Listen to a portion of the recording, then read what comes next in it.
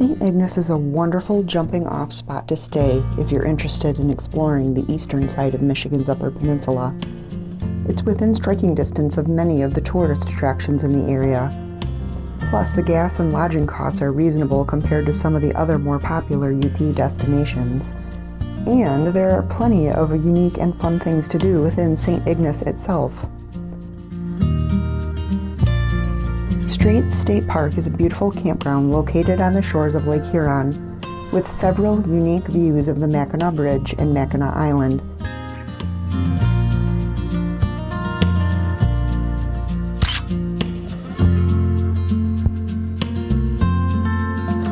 And it also has great cell coverage. We loved the huge campsite we had when we were there. You will begin to see billboards advertising the mystery spot well before crossing the bridge.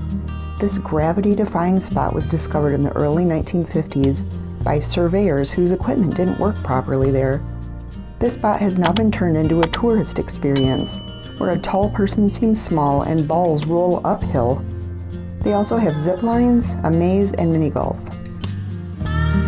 Mackinaw City is a popular destination, and many pictures you see of the bridge are taken from this location.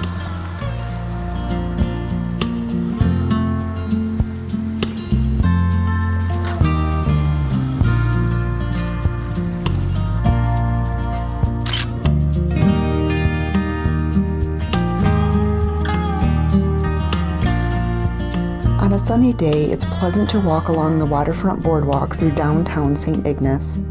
At the south end, you will enjoy the Chief Wawatam Lighthouse. There's also a splash pad, restaurants, marinas, and plenty of shopping. The Father Marquette Memorial is located in the Straits State Park on the opposite side of the highway from the campground.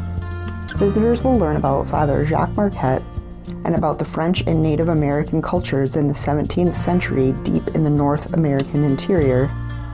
Besides the memorial, there's also an interpretive trail which has a Mackinac Bridge overlook.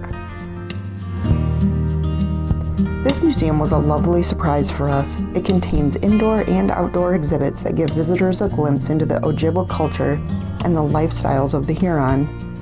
This is also where the French Jesuit mission was located, where Father Marquette resided, and it's the final resting place for Father Jacques Marquette. We learned a lot of history when visiting this museum and had our eyes opened about some of the struggles that took place in the area. This museum is donation-based and it's worth a visit. The North Country National Scenic Trail is the longest in the National Trails system, stretching 4,800 miles across 8 states. It cuts all the way through Michigan from the bottom to the top, and we enjoy hiking on it whenever it passes through an area we're visiting. The trail goes right through Straits State Park and by this unique overlook of the Mackinac Bridge. Mackinac Island is one of our absolute favorite destinations of all time and is visible from St. Ignace. You can take ferries over to the island from St. Ignace or Mackinaw City. We highly recommend at least a day trip to the island if you're in St. Ignace for any length of time.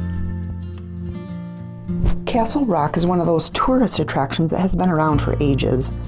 We have memories of climbing Castle Rock when we were kids, and we've even brought our own sons years ago. The rock is 200 feet above the surrounding area, and it provides a stunning view of Mackinac Island, Lake Huron, and the surrounding area. Be prepared to climb a lot of stairs to get to the top. It doesn't take long to explore everything at this location, but it's fun for kids. Deer Ranch features dozens of native Michigan white-tailed deer and fawns, including white deer, all in a natural setting which you can photograph and feed while walking along a nature trail. They even have albino deer. Call ahead to see if you can help bottle feed some of the fawns. The Fort de Buade Museum began as the collection of Dr. Benson. He collected Native American artifacts his entire life and had 2,500 items of historical value by the time of his death. His wife sold his collection to the Sioux tribe of Chippewa Indians, who then donated them to the city of St. Ignace. This museum is run by donations and even includes the famous Newberry Stones.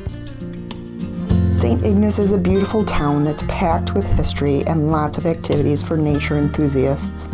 It's a hidden gem for sure. We highly recommend giving this town a try the next time you want to venture into Michigan's Upper Peninsula.